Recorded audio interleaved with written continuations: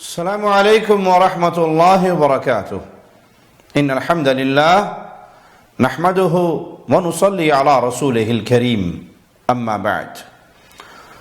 مرجیہ ایک گمراہ فرقہ ہے اور ان کا اعتقاد یہ ہے کہ ایمان صرف زبان کا اقرار اور دل کی تصدیق کا نام ہے، عمل کا اس سے کوئی تعلق نہیں۔ اسی لیے ان کے ہاں ایمان ایک جامد چیز ہے، وہ نیکی کرنے سے بڑھتا نہیں ہے اور گناہ کرنے سے کم نہیں ہوتا، حالانکہ یہ رسول اللہ صلی اللہ علیہ وسلم کی احادیث کے خلاف ہے۔ آئیے پیارے نبی صلی اللہ علیہ وسلم کی چند احادیث سنتے ہیں جس سے ہمیں یہ علم ملتا ہے کہ ایمان نیکی سے بڑھتا ہے اور گناہ سے کم ہوتا ہے۔ رسول اللہ صلی اللہ علیہ وسلم کا فرمان صحیح بخاری میں 1519 نمبر روایت ہے، سیدنا ابو ہریرہ بیان کرتے ہیں کہ آپ نے فرمایا، جب آپ سے یہ سوال ہوا کہ سب سے افضل عمل کون سا ہے تو آپ علیہ الصلوۃ والسلام نے فرمایا، ایمان باللہ ورسولہ، سب سے افضل عمل اللہ اور اس کے رسول پر ایمان لانا۔ سائل نے پھر سوال کیا، اس کے بعد کون سا عمل سب سے افضل ہے تو آپ نے فرمایا، الجہاد فی سبیل اللہ، اللہ کے راستے میں جہاد کرنا۔ سب سے پہلا اللہ پر ایمان لانا، کیونکہ ایمان درست ہوگا تو آپ کے اعمال قبول ہوں گے۔ اعمال کی قبولیت کے لیے لازم شرط ہے کہ انسان صاحب ایمان ہو، مؤمن ہو، محسن ہو، موحد ہو، مشرک نہ ہو، کیونکہ اگر اس کے عقیدے میں خرابی ہے تو پھر اس کا کوئی عمل اللہ کے ہاں قبول نہیں ہوگا۔ پوچھا گیا پھر اس کے بعد کون سا عمل ایسا ہے جو سب سے افضل ہو تو آپ علیہ الصلوۃ والسلام نے فرمایا، حج مبرور، وہ حج جو اللہ کے ہاں مقبول ہو۔ تو آپ علیہ الصلوۃ والسلام نے یہ اعمال بیان کیے، اللہ پر ایمان، اس کے رسول پر ایمان، اللہ اور اس کے رسول پر ایمان لانے کے بعد پھر اللہ کے راستے میں جہاد کرنا، یہ عمل ہے۔ ایمان صرف زبان کے اقرار اور دل کی تصدیق کا نام نہیں، بلکہ شریعت ہمیں اعمال کا حکم دیتی ہے۔ جہاد کرنے سے انسان اللہ کے قریب ہوتا ہے، نیکی ہے، ایمان میں اضافہ ہوگا، انسان اللہ کے قریب ہوگا، یہ افضل عمل ہے۔ جہاد کے بعد اسی طرح حج کرنا، حج کرنے سے انسان کے گناہ معاف ہوں گے، اس عمل سے اللہ راضی ہوگا تو انسان اللہ کے قریب ہوگا، اللہ کو پسندیدہ ہے یہ عمل۔ تو اعمال شرط ہیں، داخل ہیں ایمان کی شرط میں، صرف زبان اور دل کا معاملہ نہیں بلکہ اعمال بھی ایمان کے اندر داخل ہیں۔ سیدنا ابو ذر کہتے ہیں رضی اللہ عنہ وارضا کہ میں نے پوچھا، اے اللہ کے نبی صلی اللہ علیہ وسلم، سب سے افضل عمل کون سا ہے؟ آپ نے فرمایا، ایمان باللہ والجہاد فی سبیلہ، اللہ پر ایمان لایا جائے اور اللہ کے راستے میں جہاد کیا جائے۔ ایمان کے بغیر کوئی عمل کبھی قبول نہیں ہوگا، اس بات کو ہم اپنی گفتگو میں بارہا دہراتے ہیں۔ ایمان کو درست کیجئے، عقیدے کو درست کیجئے، توحید کے فہم کو حاصل کیجئے، شرک کی غلاظتوں سے اپنے آپ کو بچائیے۔ ایمان صحیح ہوگا اور پھر اس کے بعد آپ نیک عمل کریں گے تو یہ نیک عمل جنت میں آپ کے درجات کی بلندی کا ذریعہ بنے گا۔ میں نے پھر پوچھا کہ اس کے بعد کون سا عمل ہے جو اللہ کے ہاں قبول ہو، افضل ہو تو آپ نے فرمایا، انفسها عند اہلها واکثرها ثمنا، گردن کا آزاد کروانا، یہ بڑا افضل عمل ہے۔ گردن کا آزاد کروانا، گردن بھی کیسی؟ جو اس کے مالکوں کی نظر میں زیادہ نفیس ہو اور زیادہ قیمتی ہو، ایسے غلام کو آزاد کروانا اللہ کے ہاں پسندیدہ ہے، یہ عمل افضل ہے۔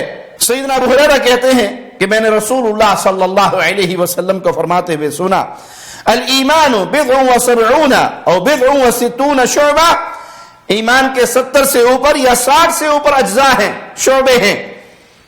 فَأَفْضَلُهَا قَوْلُ لَا إِلَهَ إِلَّا اللَّهِ، اور اس میں سب سے افضل لا الہ الا اللہ کہنا، لا الہ الا اللہ کا اقرار کرنا، لا الہ الا اللہ کے عقیدے کی تصدیق کرنا، لا الہ الا اللہ کا فہم حاصل کرنا۔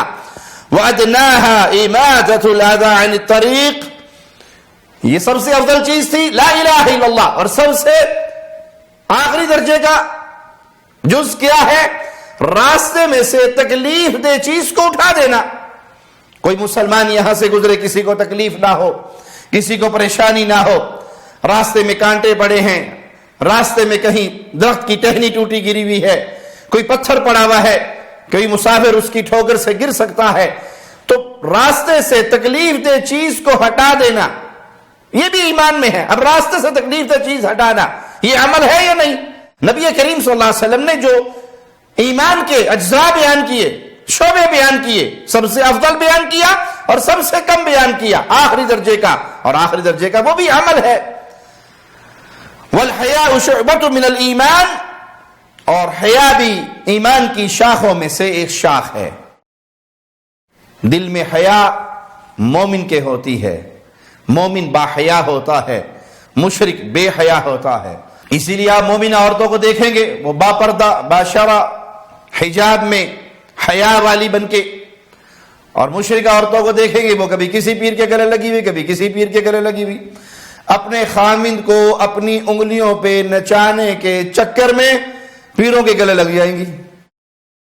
جتنا ادب و احترام کا معاملہ تم اس پیر اور اس بابے اور اس فقیر اور اس بدماش کے ساتھ کر رہی ہو، اتنی خدمت اپنے خامند کی ہوتی تو یہ آج نوبت نہ آتی۔ وہاں تو مقابلہ کرتے ہیں، برابری کرتے ہیں، اس کو نیچا دکھانے کی کوشش کرتی ہے، اس کے چکر میں تعویذ گنڈے لینے کے لیے پیروں کے پاس چلی جاتی ہے، جہاں مال بھی لٹا آتی ہے اور عزت کا بھی جنازہ نکال دیا جاتا ہے۔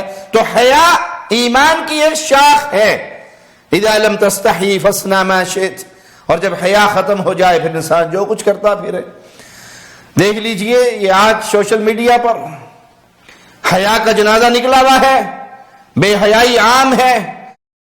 جب بے حیائی عام ہوگی، جب دعوت گناہ دینے والے بن سنور کے بے حیائی کے لباس میں باہر نکلیں گے تو نتیجہ کیا نکلے گا؟ معاشرہ برباد ہوگا، زنا ہوگا، بے حیائی پھیلے گی، بدکاری پھیلے گی۔ کیوں؟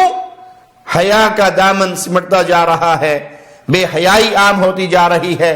عورتوں کا لباس بے حیائی والا، میک اپ سے منہ سوار کے سجا کے بازاروں کے اندر لوگوں کے سامنے پبلک پوائنٹ پہ بے پردہ گھومنا، یہ دعوت گناہ نہیں ہے تو کیا ہے؟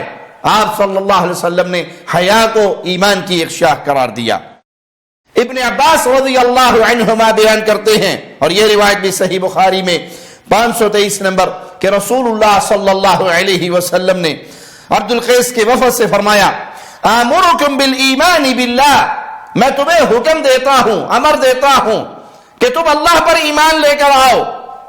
اللہ پر ایمان لانے کا حکم محمد کریم صلی اللہ علیہ وسلم دے رہے۔ وَهَلْ تَدْرُونَ مَا الْإِيمَانُ بِاللَّهِ، کیا تم جانتے ہو اللہ پر ایمان لانے کا معنی کیا ہے؟ یہ جس چیز کا میں تمہیں حکم دے رہا ہوں یہ ہے کیا؟ شہادت اللہ الہ الا اللہ، اس بات کی گواہی اللہ الہ الا اللہ کہ اللہ کے علاوہ کوئی الہ برحق نہیں، کوئی معبود برحق نہیں، کوئی ایسا نہیں جس کی حق کے ساتھ عبادت ہو۔ عبادت کی ساری قسمیں اگر ہوں گی تو صرف ایک اللہ کے لیے، وہ رکوع ہو، وہ سجدہ ہو، وہ نظر ہو، وہ نیاز ہو، وہ قربانی ہو، وہ ذبح ہو، خون کا بہانا ہو، جتنی بھی عبادات ہیں، مالی ہے، بدنی ہے، تمام کی تمام عبادات کا حقدار صرف ایک اللہ ہے، اللہ کا کوئی شریک نہیں۔ پیارے نبی ایمان کی ڈیفینیشن سمجھا رہے ہیں کہ ایمان ہے لا الہ الا اللہ کا اقرار، اس کی گواہی، وَإِقَامُ الصَّلَاةِ وَإِيتَاءُ الزَّكَاةِ، پھر نماز کا قائم کرنا، پھر زکوٰۃ کا ادا کرنا، وَتُعْتُ مِنَ الْمَغْنَمِ الْخُمُسِ، پھر جب غنیمت کا مال ملے تو اس میں سے 5واں حصہ بیت المال میں جمع کروانا۔ یہ پیارے نبی صلی اللہ علیہ وسلم حکم دے رہے ہیں. اب ان حکموں میں اعمال داخل ہوئے ایمان کے اندر یا نہیں؟ آپ کہہ رہے ہیں لوگوں میں تمہیں اللہ پر ایمان لانے کا حکم دیتا ہوں، کیا تم جانتے ہو ایمان کیا ہے؟